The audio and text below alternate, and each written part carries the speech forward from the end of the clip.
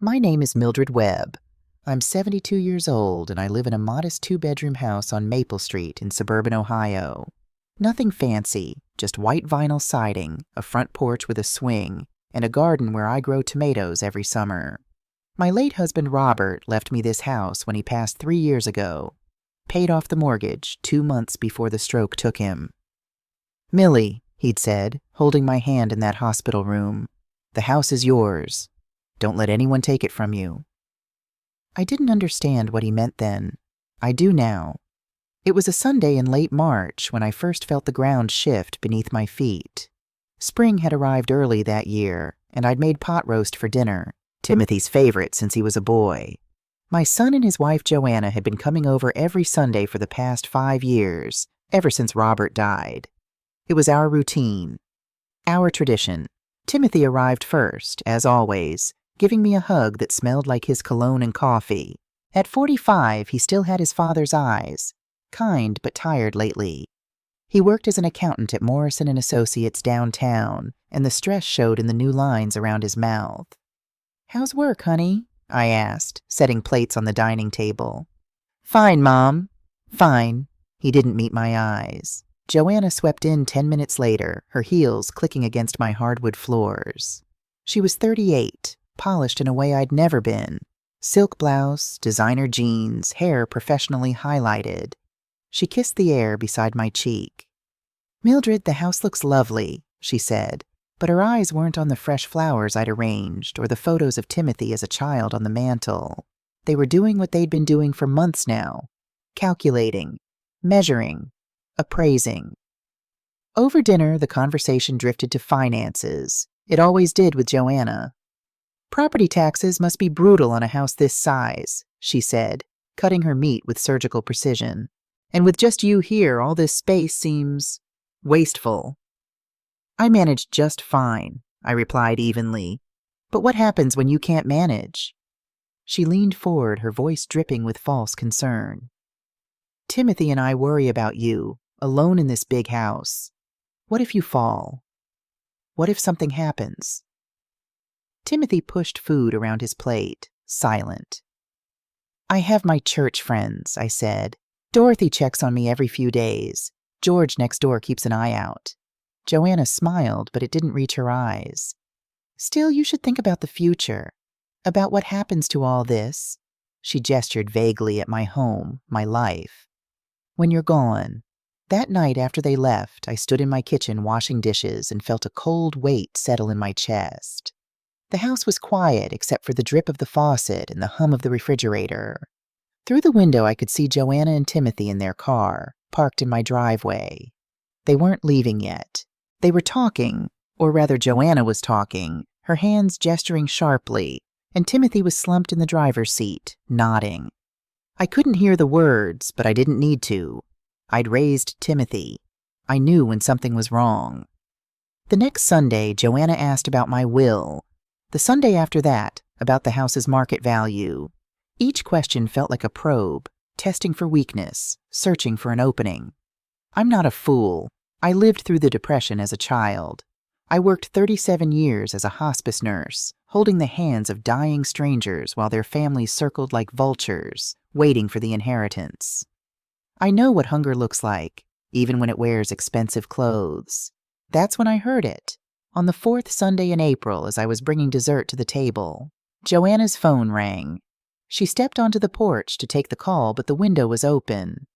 "Once it's ours, we can finally upgrade our lifestyle," she said, her voice sharp with excitement. "The appraisal came back at $400,000. Can you believe it? That old woman is sitting on a gold mine." I set the pie down carefully, my hands steady even as my heart raced. Timothy was in the bathroom. He hadn't heard, but I had. That night I couldn't sleep. I lay in the bed I'd shared with Robert for 43 years and stared at the ceiling. His voice echoed in my memory. "Don't let anyone take it from you." "I won't," I whispered to the darkness. "I promise." Monday morning, I called my best friend Dorothy from church. "Dorothy, I need a lawyer," I said without preamble. "A good one." There was a pause. Dorothy had known me for 40 years. She knew I didn't panic easily. What's happened, Millie? I think my son is going to try to take my house. Another pause, longer this time. Lawrence Harrison, she said finally. He's the one who helped my sister when her daughter tried to put her in a nursing home against her will. He's sharp, expensive, and he doesn't lose. I met Mr. Harrison 3 days later in his office downtown, a brick building with mahogany paneling and leather chairs that creaked when you sat in them.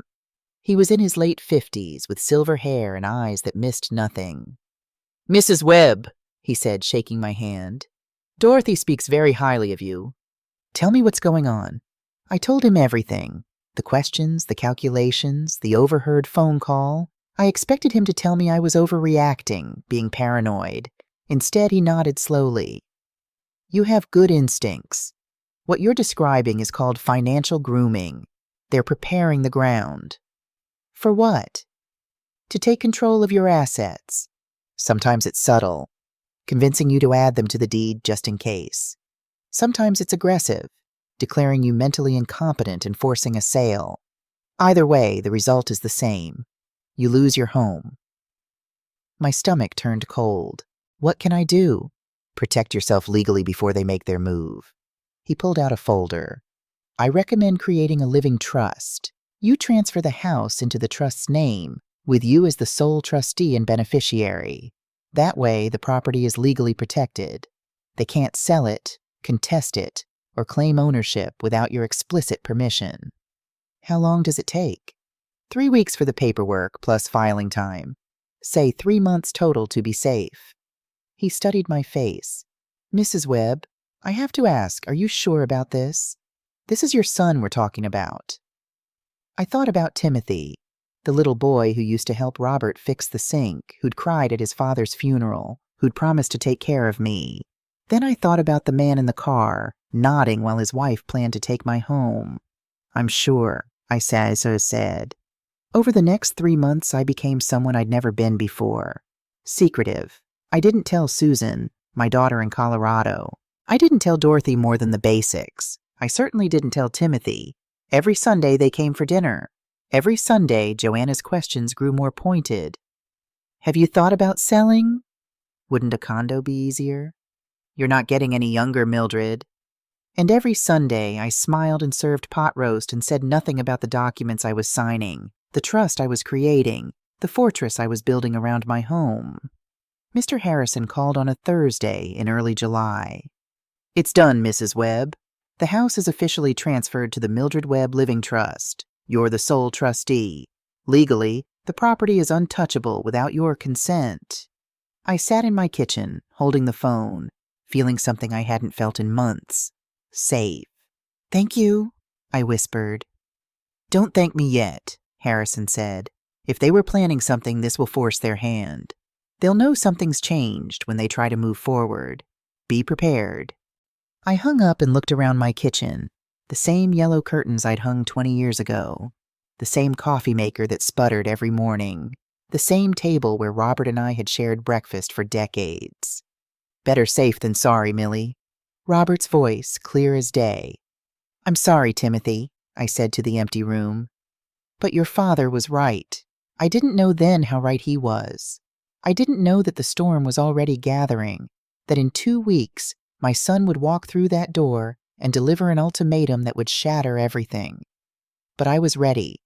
The house was protected, and I would be too. It was a Tuesday. I remember because Tuesdays were when I volunteered at the church food bank, and I'd just gotten home, tired but content, when I heard the car pull into my driveway. Not Sunday. Tuesday. They never visited on Tuesdays. Through the window, I watched Timothy and Joanna get out of the car. Something was different. Timothy's shoulders were hunched, his hands shoved deep in his pockets. Joanna walked 3 steps ahead of him, her jaw set, her movements sharp with purpose. My heart began to pound. I opened the door before they could knock. "This is a surprise," I said, forcing brightness into my voice. "I wasn't expecting—" "We need to talk, Mom." Timothy's voice was flat, rehearsed. They came inside without being invited. Joanna sat on my sofa like she owned it. Timothy stood behind her, wouldn't look at me. "Mildred," Joanna began, and the use of my first name instead of Mom sent ice down my spine. We've been doing a lot of thinking, and we've made a decision about this house. A decision, I repeated slowly. You're 72 years old. She folded her hands in her lap, professional, cold. This house is too much for one person. The maintenance, the property taxes, the stairs, it's all becoming a safety hazard. Timothy and I have decided it's time to sell. The room tilted. Sell. We've already contacted a realtor, Jennifer Morrison at Summit Properties. She's very good. She can get top dollar for a property like this. We're thinking we can close within 60 days. And where exactly do you expect me to go? My voice came out steadier than I felt. There's a lovely assisted living facility on Cedar Street, Meadowbrook Commons. We visited last week. They have activities, medical staff on site, people your own age. You visited an assisted living facility. For me, without telling me. Joanna's smile was patient, condescending.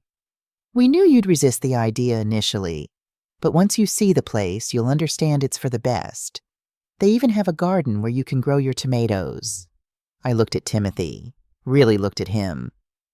Is this what you want? He opened his mouth, closed it, glanced at Joanna. Mom, we're in a tough spot financially. The firm is downsizing and we have debts, so you need money. The pieces clicked into place. That's what this is about. It's about being realistic, Joanna cut in. You're getting older. You can't maintain this place forever. We're your family. It's our responsibility to make sure you're taken care of. How generous of you. The sarcasm slipped out before I could stop it. Joanna's eyes narrowed. We're trying to be patient here, Mildred, but let's be honest. Timothy is your only son. This house will be his eventually anyway. We're simply moving up the timeline to a point where it makes practical sense. Practical sense, I echoed. And how long do I have to consider this practical decision? We need you out by Thursday. The room went silent. Even Timothy looked shocked. Thursday, I said. As in 2 days from now. The realtor wants to do a walkthrough Friday morning. We need the house empty so she can stage it properly. Joanna stood, brushed invisible lint from her pants. We'll help you pack, of course. And we've already put down a deposit at Meadowbrook. They're holding a room for you. 2 days. They were giving me 2 days to leave the home I'd lived in for 15 years. The home Robert had died in. The home where I'd raised my children and buried my husband's ashes in the garden beneath the rose bush. Something inside me went very, very cold. I looked at Joanna, then at Timothy, who still couldn't meet my eyes, and I smiled. Is that so? I said softly. Joanna blinked, clearly expecting tears or protests. I'm glad you're being reasonable about this. Oh, I'm being very reasonable. I walked to the door, opened it. There's just one small problem with your plan. What's that? The house is already sold. The words dropped into the room like stones into still water. Joanna's face went blank. What? I sold it 3 months ago. The deal closed in July, so I'm afraid your realtor will be disappointed. Timothy's head snapped up. Mom, what are you talking about? I transferred the property to the Mildred Webb Living Trust. I'm the sole trustee and beneficiary. Legally, this house is no longer in my personal name, which means you can't sell it. You can't claim it. You can't touch it. The color drained from Joanna's face, replaced by something ugly, something real. You can't do that. You can't just... I already did. I kept my voice calm, even as my heart hammered. 3 months ago. So your deposit at Meadowbrook? Your realtor appointment? Your plans to sell my house to pay your debts? None of it matters. This is insane! Joanna's voice rose to a shriek. Timothy, do something. She's been manipulated. Some lawyer got their claws into her, and I hired the lawyer myself, I interrupted. Lawrence Harrison. He specializes in elder law and asset protection. Feel free to contact him if you'd like confirmation. Timothy looked like he'd been punched. Mom, why didn't you tell us? Tell you? I laughed, sharp and bitter. Tell you that I suspected my own son was planning to steal my home? Tell you that I heard your wife on the phone talking about my house like it was already hers? Why on earth would I do that, Timothy? I wasn't going to steal, he started, but Joanna cut him off. You selfish bitch. Her mask had completely shattered now. Do you have any idea what you've done? We owe $75,000. The bank is threatening foreclosure. We need this money. Then get jobs. Take out a loan. File for bankruptcy. I don't care. I opened the door wider. But you don't get to solve your problems by throwing me into a nursing home and selling my house out from under me. Timothy is your son, Joanna screamed. This is his inheritance. You can't just give it to some trust. It belongs to him. Inheritance is what you receive when someone dies, Joanna. I'm not dead yet. I looked at Timothy, who stood frozen, his face gray. And even if I were, inheritance is a gift, not a right. You don't get to demand it while I'm still breathing. You're making a huge mistake, Joanna hissed. We'll fight this. We'll contest the trust. We'll prove you're not competent to get out of my house. Timothy, say something. But Timothy just stared at me, and I saw it then. Not anger, but something worse. Shame, guilt, the knowledge of what they'd tried to do written all over his face.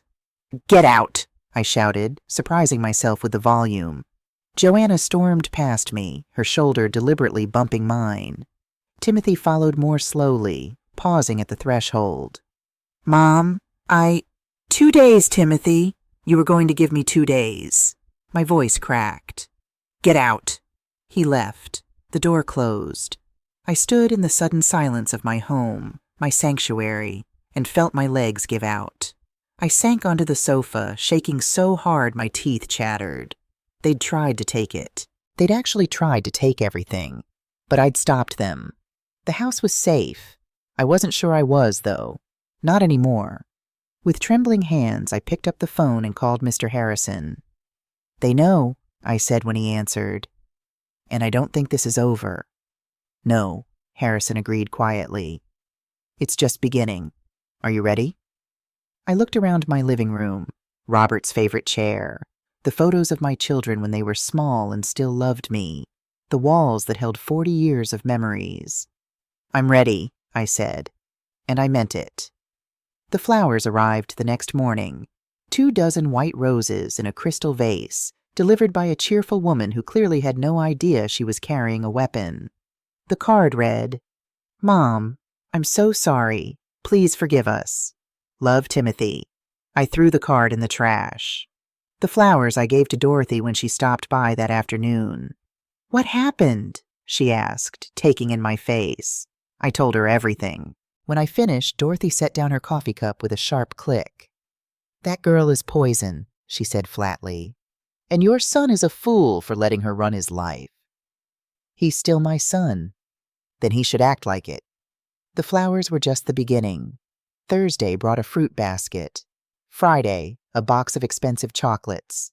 Saturday, a framed photograph of Timothy as a child, sitting on my lap, both of us laughing. That one hurt. That one I kept. On Sunday, what would have been our regular dinner day, a FedEx envelope arrived. Inside was a cashier's check for $100,000. $100,000. Attached was a handwritten note on cream-colored stationery with Joanna's initials embossed at the top. Mildred, please accept this as a gesture of goodwill and apology. We were wrong to approach things the way we did. We were desperate and scared, and we took it out on you.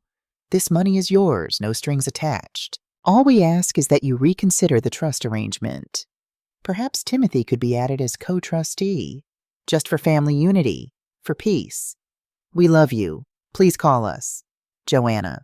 I stood in my kitchen, holding a check for more money than I'd seen in years, and felt nothing but cold clarity. This wasn't an apology. This was a negotiation. A down payment on my home. I knew where the money had come from. Joanna's parents, the Ashfords. They were wealthy, had a sprawling house in the suburbs and memberships to country clubs. Joanna must have gone to them, crying and manipulating, securing a loan or a gift to fund this new strategy. $100,000 to make me add Timothy to the trust. And once he was co-trustee, Joanna would work on him, wear him down, convince him to sell. 6 months, maybe a year, and I'd be right back where I started. I picked up my phone and called Mr. Harrison. "Don't cash it," he advised immediately. "Don't deposit it. Don't even acknowledge receiving it. Any acceptance could be construed as agreement to their terms." I wasn't planning to. "Good. And Mrs. Webb? Document everything. Every gift, every contact, every attempt to communicate. We're building a file." "For what?" "For when they escalate, because they will." He was right. The calls started Tuesday night. My phone would ring at odd hours, 11 p.m., 2 a.m., 5 in the morning. When I answered, there was only breathing. Heavy, deliberate, then silence, then a click. After the 4th call, I stopped answering unknown numbers. Wednesday, I found a note slipped under my door. Plain white paper, block letters printed from a computer. "Stubborn old women end up alone in nursing homes." My hands shook as I read it. I put it in a plastic bag, evidence, like Harrison said, and called my neighbor George. George Patterson had lived next door for 15 years. He was 70, a retired electrician with kind eyes and a no-nonsense attitude. When I told him what was happening, his jaw tightened. "You need security cameras," he said. "I'll install them tomorrow." "George, I can't afford—" "Millie, I'm doing it. Robert would want someone looking out for you." The cameras went up Thursday afternoon. 4 of them, front door, back door, driveway, and 1 covering the side yard. George showed me how to access the footage on my phone. "Anyone comes near this house, you'll know," he said. "And so will I. The system sends alerts to both our phones." "Thank you," I whispered. That night, the cameras caught their first visitor. At 2:17 a.m., a car pulled up across the street. The footage was grainy, but clear enough. Timothy's Honda Civic. He sat in the driver's seat for 43 minutes, just sitting, staring at my house. I watched the footage on my phone from my bed, my heart breaking. His face in the streetlight looked haggard, tortured. He ran his hands through his hair repeatedly, pressed his palms against his eyes. He wasn't there to threaten me. He was there because he was falling apart, but he still didn't call, didn't knock on my door, didn't choose me over her. Friday evening, I was watering my garden when I heard voices from my driveway. I stayed quiet, hidden behind the rose bushes. "We should just go in and talk to her." Timothy's voice, pleading. "She changed the locks, David. I tried my key. It doesn't work." Joanna's voice was sharp with anger. "Then we knock, and she'll slam the door in our faces. She's playing games, Timothy. Can't you see that? She's a stubborn old woman who doesn't know what's good for her." "She's my mother." "She's an obstacle. Jesus Christ. This was supposed to be simple. You tell her to move, we sell the house, we get the money. Instead, she's hired some lawyer and locked us out like we're criminals. Maybe we should wait. Give her some time." "Time?" Joanna laughed, harsh and bitter. "We don't have time. I've already put a deposit on the Lexus. The dealership expects final payment in 3 weeks. We need that house money, Timothy." My breath caught. She'd already spent money that wasn't hers, banking on stealing my home. "What if we can't get it?" Timothy asked quietly. "Then we force her out. We get her declared incompetent. There are ways, Timothy. My friend Jessica did it with her grandmother. Nursing homes are expensive. She'll sign over everything just to afford the care." I pressed my hand over my mouth to keep from gasping. Declared incompetent. Nursing home. Force her out. This wasn't about money anymore.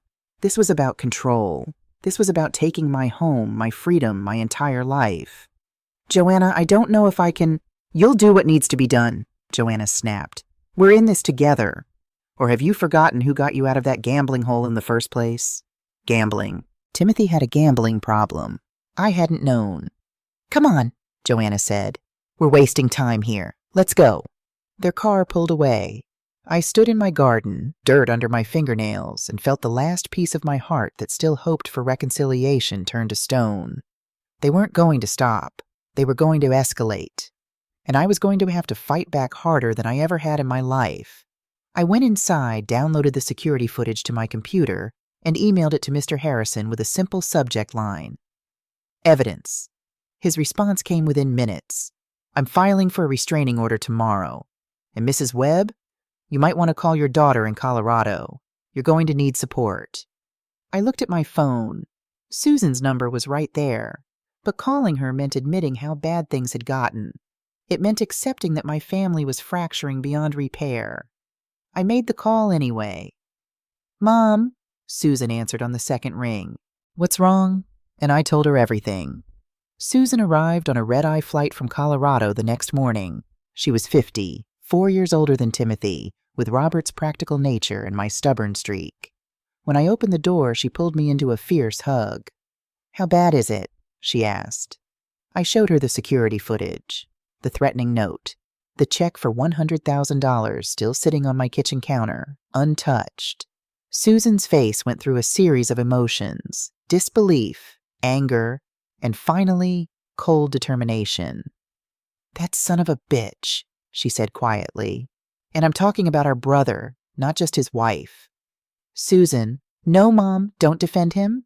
He gave you 2 days.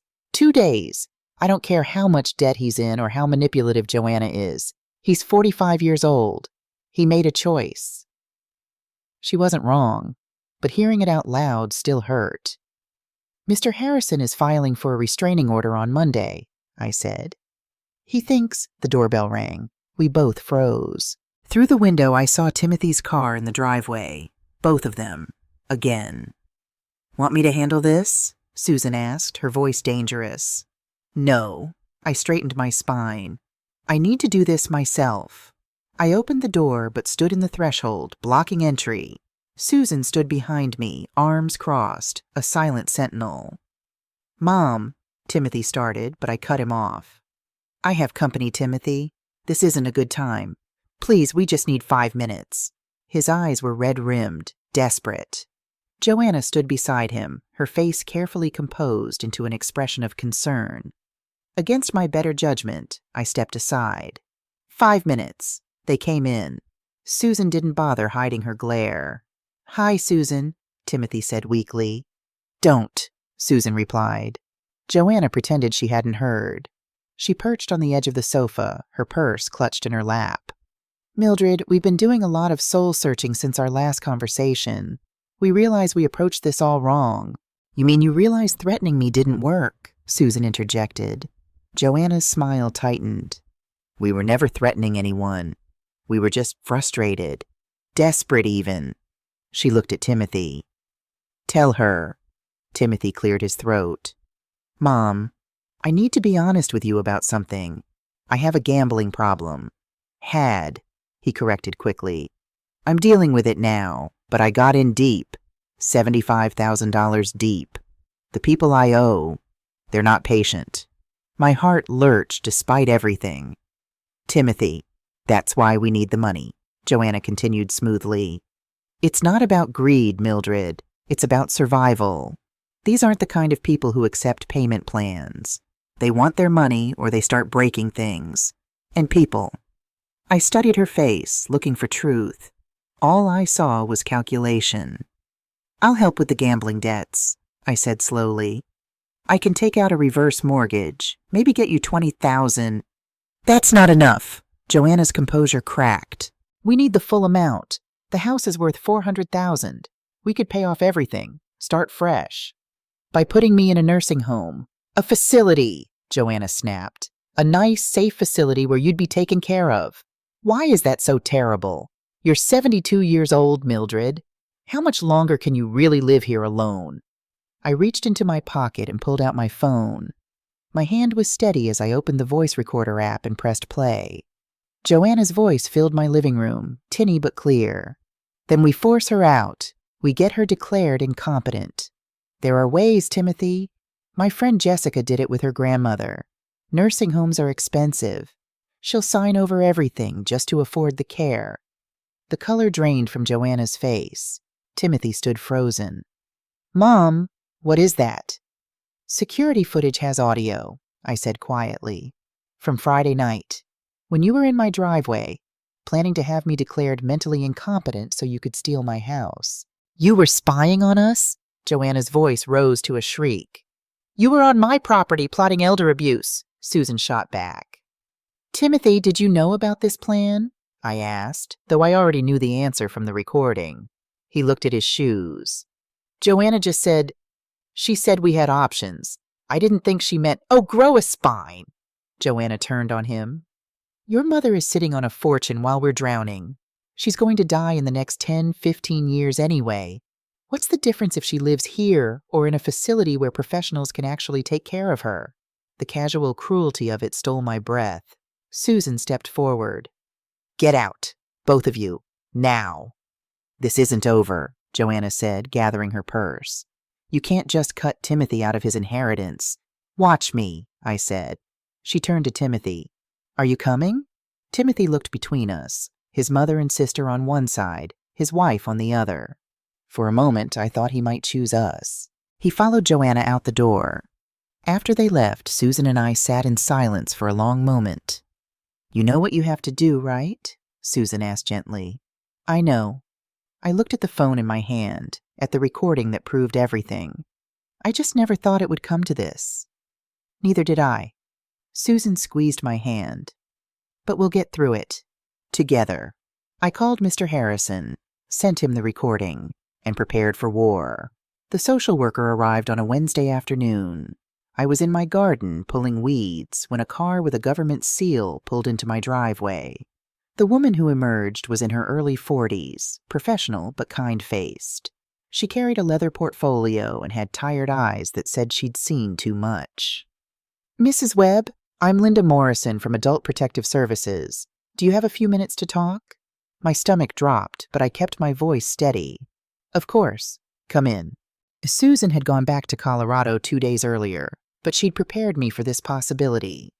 They'll file a false report, she'd warned. It's textbook. Make sure the house is clean, your medications are organized, and for God's sake, don't get flustered. I led Ms. Morrison inside. My house was immaculate. I'd cleaned obsessively since Susan left, needing something to do with my anxious energy. Mrs. Webb, I received a report of concern regarding your welfare, Morrison began, settling into a chair. The caller claimed you're showing signs of dementia, that you're being financially exploited by your attorney, and that you're not properly managing your medications. Who filed the report? I asked, though I already knew.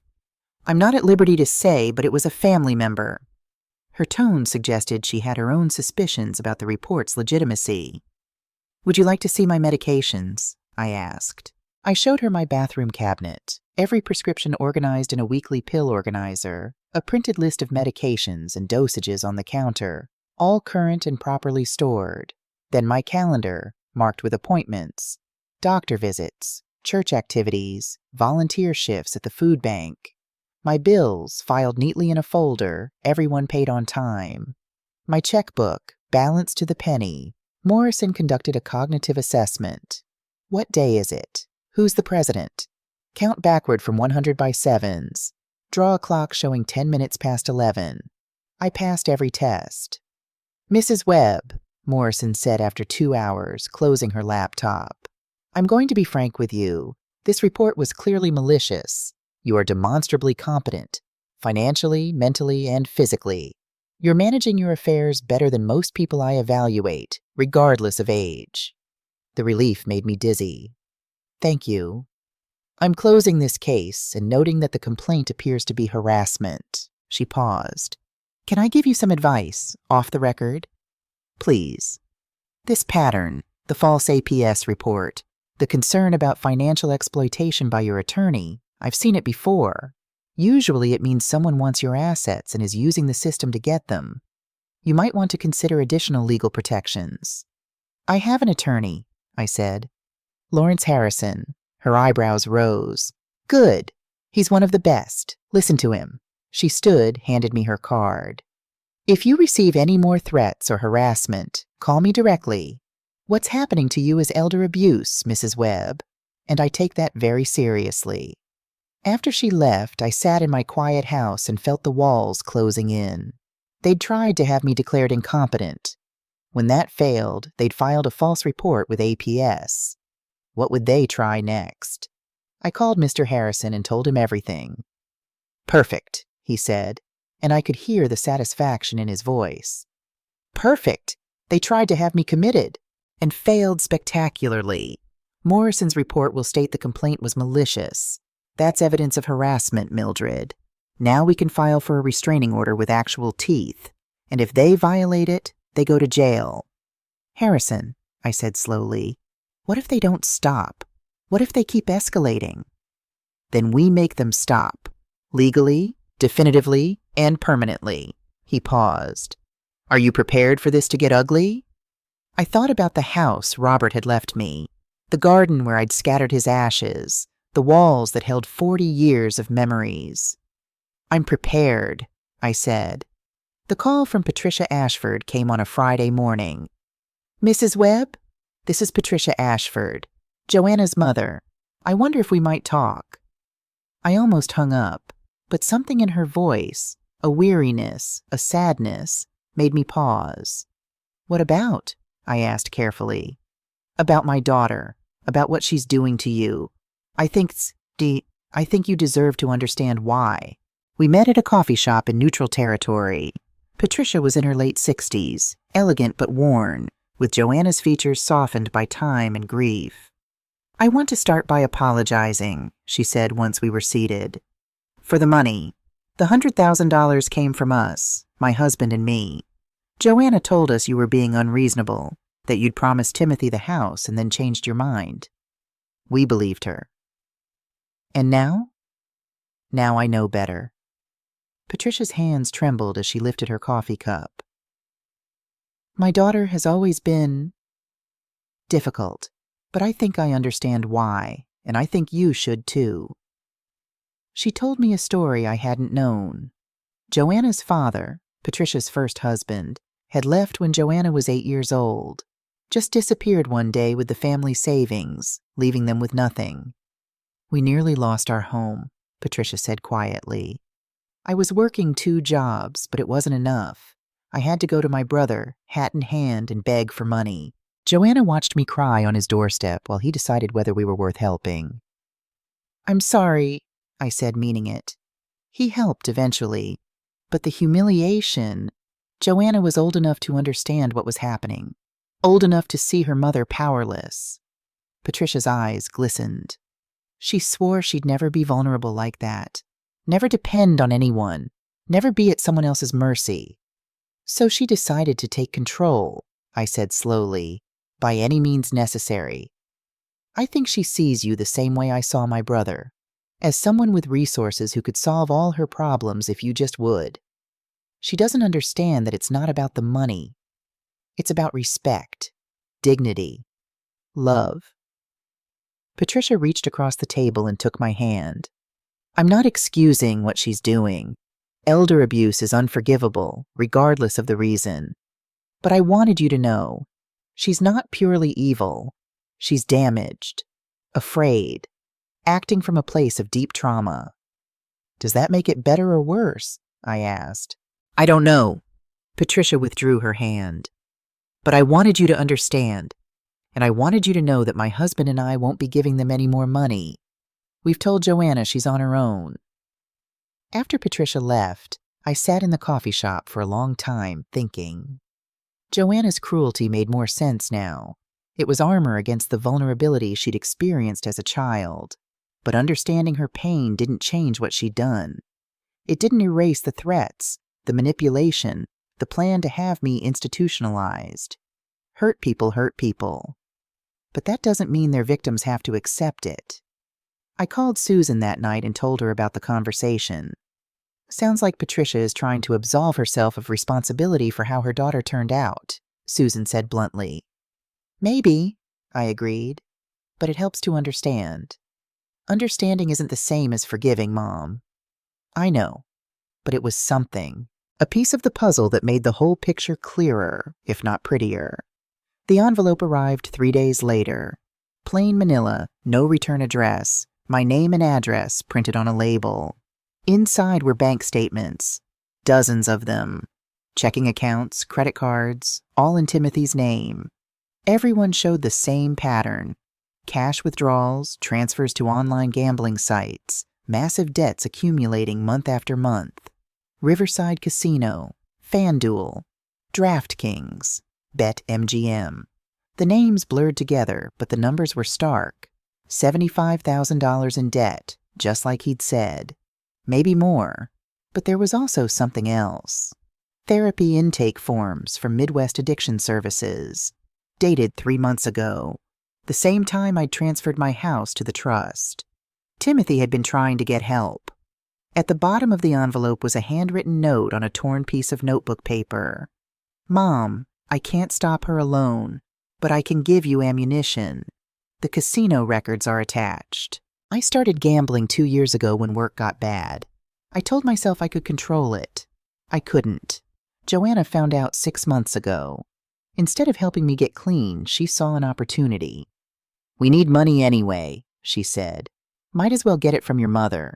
I should have said no. I should have protected you. I didn't, and I'm sorry.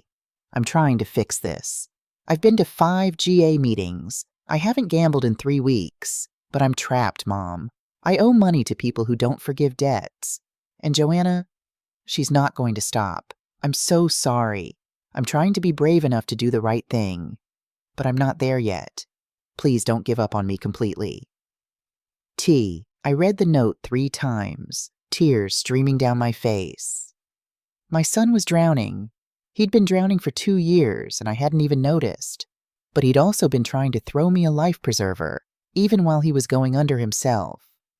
I called Mr. Harrison immediately. "This changes things," he said after I read him the note. "Timothy is cooperating, at least partially.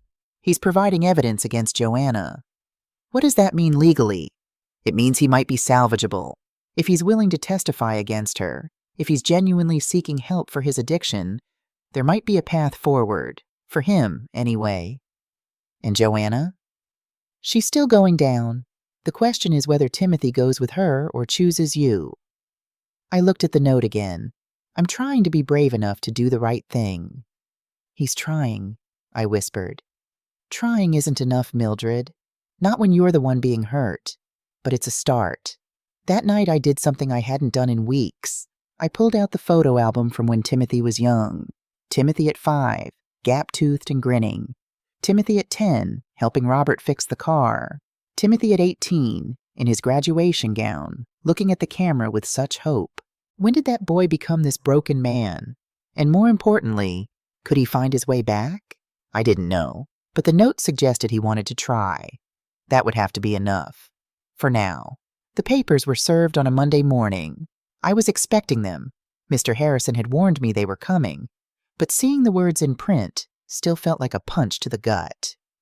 Timothy Webb and Joanna Webb, plaintiffs versus Mildred Day Webb and the Mildred C. Webb Easy Living Trust. Defendants complaint for undue influence, financial exploitation, transfer of assets, while under diminished capacity. They were suing me. My own son was suing me.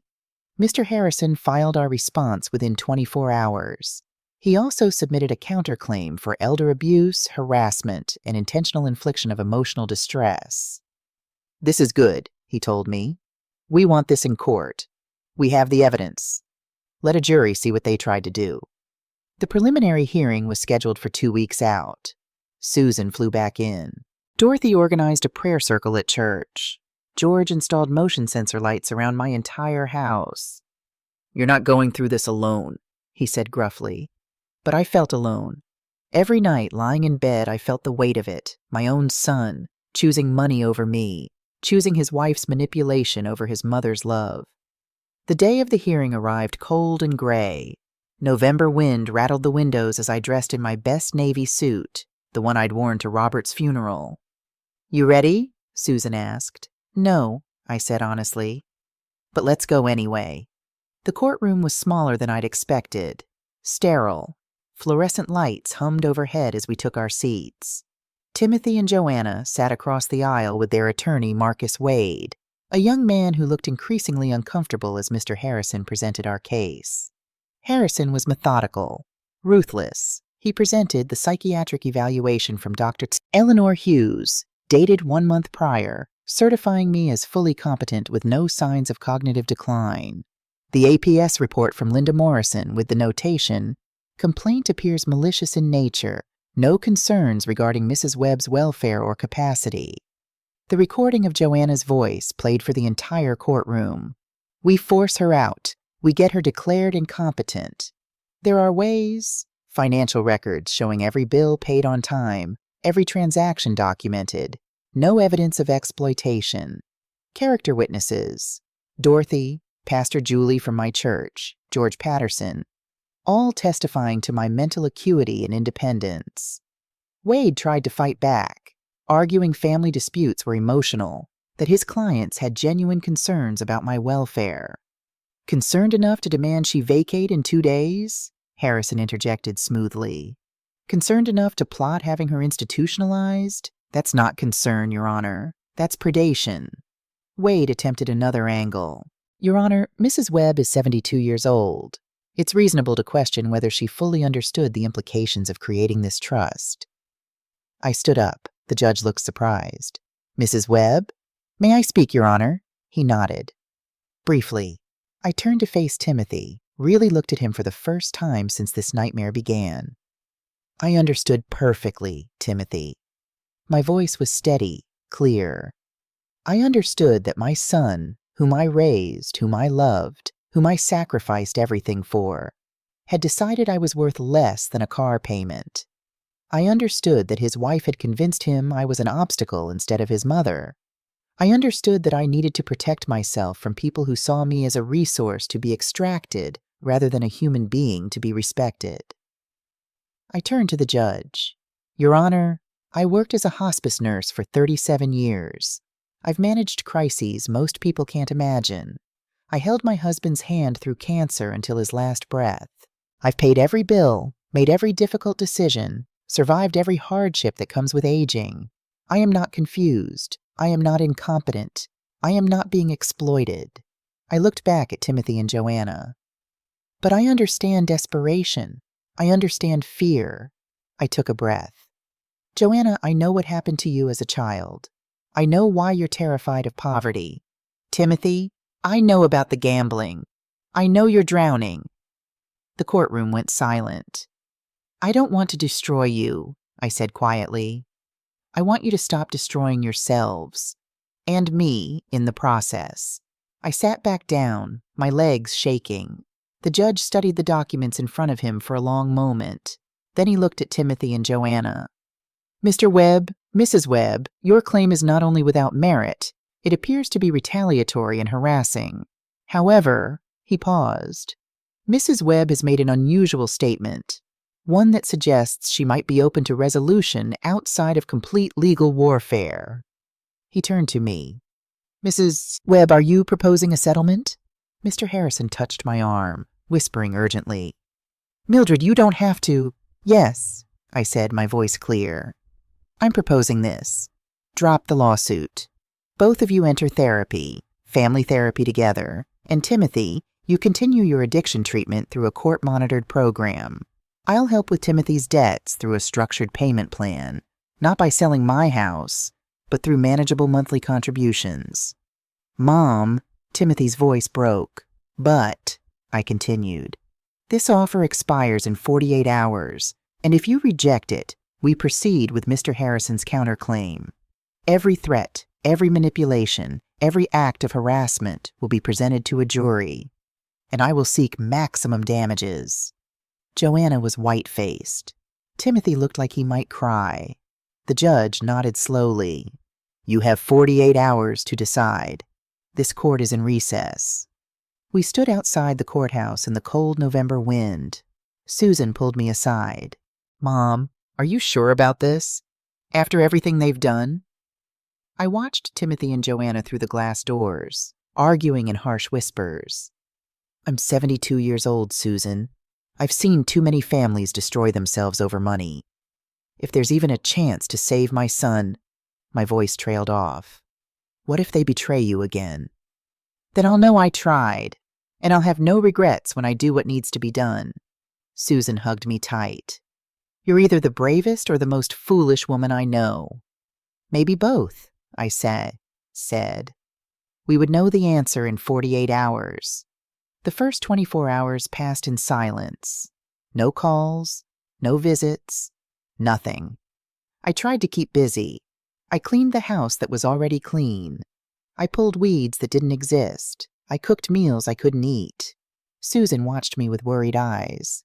You know they might reject the offer, right? I know. And you're prepared for that? I looked around my living room. Robert's chair, the photos, the walls that held 40 years of my life. I'm prepared to fight for what's mine, but I had to give them a choice first. Hour 36 came and went. Still nothing. Then, at hour 40, my phone rang. Timothy's number. I answered with shaking hands. Hello? Mom. His voice was raw, like he'd been crying. I need to talk to you. Alone. Can I come over? I looked at Susan. She shook her head firmly. Don't do it. Not alone, I says it. Susan can be here, or we meet at Mr. Harrison's office. A long pause. Harrison's office. Tomorrow morning, 10 o'clock. Timothy, Mom, I want to accept your offer. I need help. I've been drowning for so long, and I can't do this anymore. His voice broke. But Joanna, she thinks it's a trap. She thinks you'll hold it over us forever. Trust is rebuilt through action, not promises, I said quietly. The question is, do you want to rebuild? Yes. The word came out like a prayer. God, yes. But I don't know if I can do it alone. You won't be alone. I'll help you. But you have to choose, Timothy. You have to choose to get better.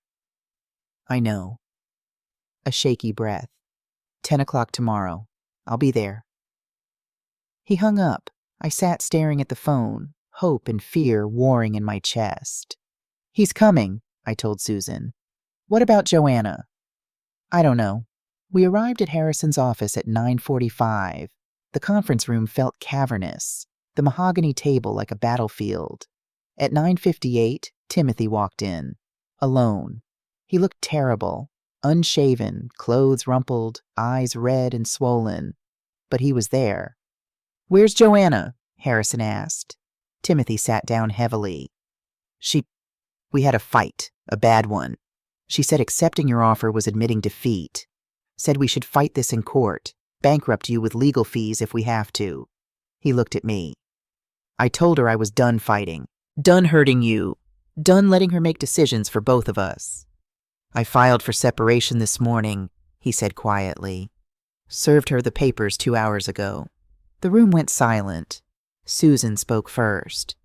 You left her? I chose my mother. Timothy's voice cracked. I should have done it weeks ago, months ago, but I was scared. Of being alone, of facing my debts, of admitting I'd become someone I didn't recognize. He looked at me, tears streaming down his face. I'm so sorry, Mom, for everything. For giving you 2 days, for letting her manipulate me, for putting money before love. I'm so goddamn sorry.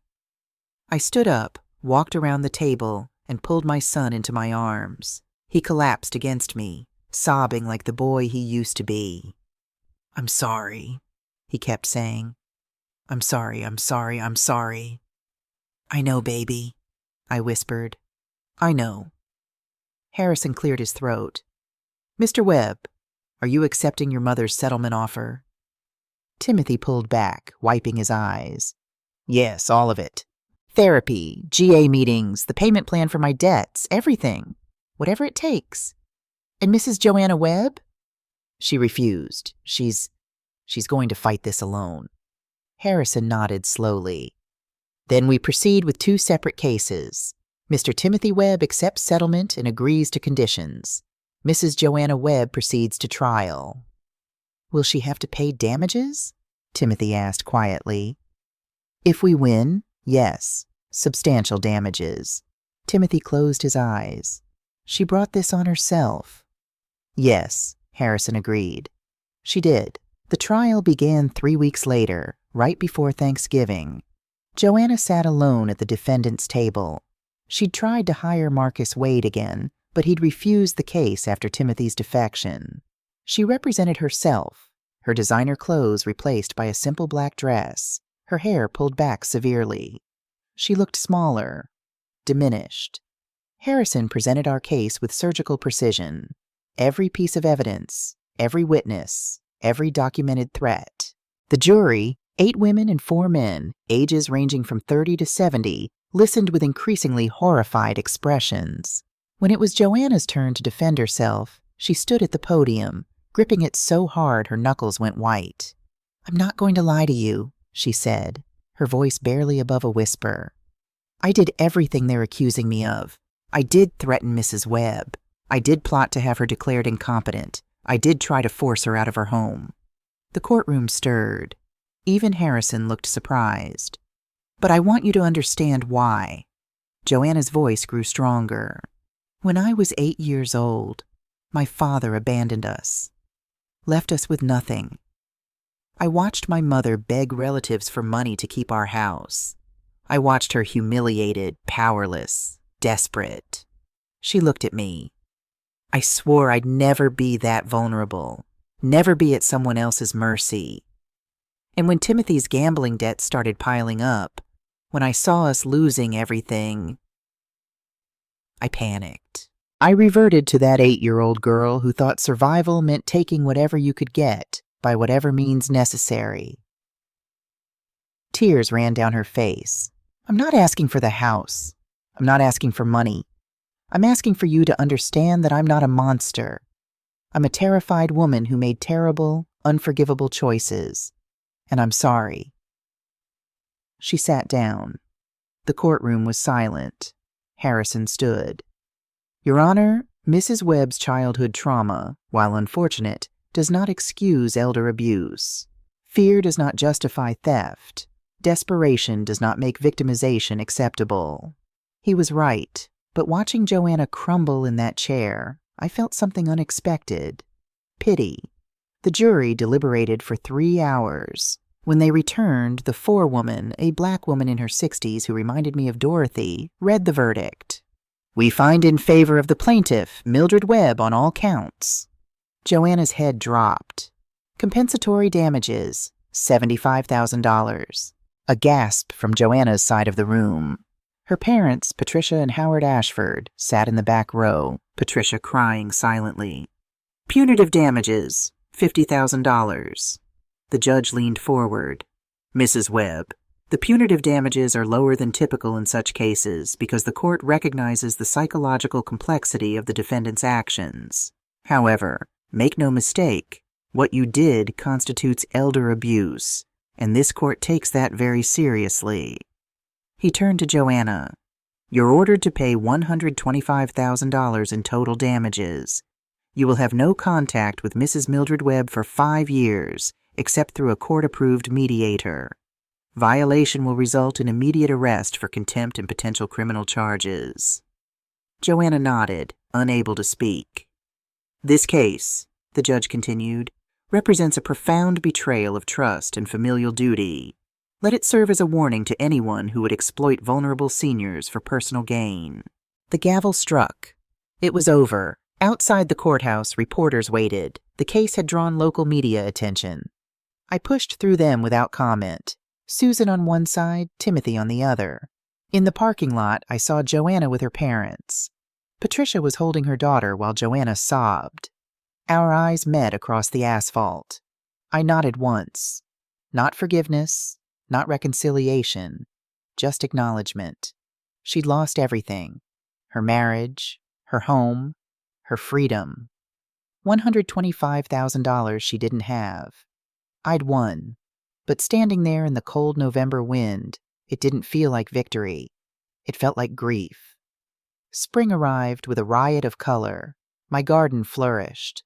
Tomatoes, roses, the new perennials George had helped me plant. Timothy visited every Sunday. We were rebuilding slowly, carefully, like physical therapy after a broken bone. He was 6 months sober from gambling, working 2 jobs to pay his debts, attending GA meetings 3 times a week. "How's therapy?" I asked one afternoon as we weeded together. Hard, he admitted. Dr. Matthews doesn't let me make excuses. Says I have to own my choices, not blame Joanna for everything. She's right. I know. He pulled a stubborn dandelion. I keep thinking about what I almost did to you, what I almost let her do to you. But you didn't. You chose differently in the end. Almost too late. Almost, I agreed. But not quite. The doorbell rang. George from next door, holding a casserole. Dorothy made extra, he said gruffly. Thought you might want some. My life had changed in unexpected ways. The senior support group at church had become a lifeline. I'd started giving talks at the senior center about protecting yourself from financial exploitation. Small groups, nothing fancy, but people listened. One woman approached me after a session crying. My daughter has been pressuring me to sell my house. I thought I was being selfish for saying no, but hearing your story, thank you. I'd turned my pain into purpose. It helped. Susan visited for Mother's Day. We sat on the porch swing, drinking sweet tea and watching spring unfold. Have you heard from Joanna? She asked. Once. I pulled an envelope from my pocket. This came last week, through the court mediator. Inside was a single card. Store-bought. Nothing fancy. The front showed a hand-drawn flower, childlike, imperfect. Inside, 3 words. Happy birthday, Mildred. No signature, no explanation. Just those 3 words, and the flower. Are you going to respond? Susan asked. I don't know. I traced the flower with my finger. She declared bankruptcy. Lost everything. Patricia told me she's living in Indiana, working retail, going to therapy twice a week. Good. She should suffer consequences. She is. I looked at my daughter. The question is, at what point does justice become vengeance? At what point do I forgive? You don't have to forgive her, Mom. I know. But I keep thinking, she was right, in a way. She's not a monster. She's a damaged person who did monstrous things. Understanding that doesn't erase what she did, but it makes it harder to hate her completely. Susan was quiet for a moment. Do you think you'll ever let her back in your life? No, I said firmly. Understanding isn't the same as reconciliation. I can acknowledge her trauma without exposing myself to more abuse. Some bridges, once burned, can't be rebuilt. And Timothy? I smiled. Timothy is different. He's doing the work, facing his demons, earning trust back one day at a time. That's all I can ask. You're kinder than I would be. Maybe. Or maybe I'm just tired of being angry. I set down my tea. Your father used to say, Millie, you can't control what people do to you, but you can control what you let it turn you into. I chose not to let this make me bitter. I donated $75,000 of the settlement to the Ohio Elder Justice Foundation. Kept $50,000 in an emergency fund. This experience had taught me the value of being prepared. I won the legal battle, I said quietly. Protected my home, my freedom, my dignity. But there are no real winners when family tears apart. I grieve what we lost, even as I celebrate what I saved. Susan squeezed my hand. You did what you had to do. Yes, I agreed. And I'd do it again, but that doesn't mean it doesn't hurt. We sat in comfortable silence, watching spring bloom around us. Some fractures heal stronger. Some leave permanent scars. Mine did both. I'm 74 now. Still in my house. Still independent. Still fighting. Timothy got remarried last month to a kind woman named Rachel who works as a therapist. She's good for him. Steady, strong. They're expecting a baby in the fall. I'll be a grandmother again. The thought fills me with cautious joy. Joanna sends a card every year on my birthday. Never more than a few words. Never asking for anything. Just reaching out. Letting me know she's still there. Still trying. I keep them in a drawer. Unsure if I'll ever respond. But I keep them. The house Robert left me stands firm. My garden grows. My community thrives. I give talks, volunteer, live fully.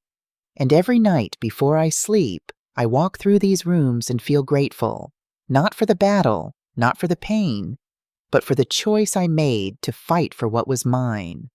Some wars are worth fighting. Some victories come at great cost.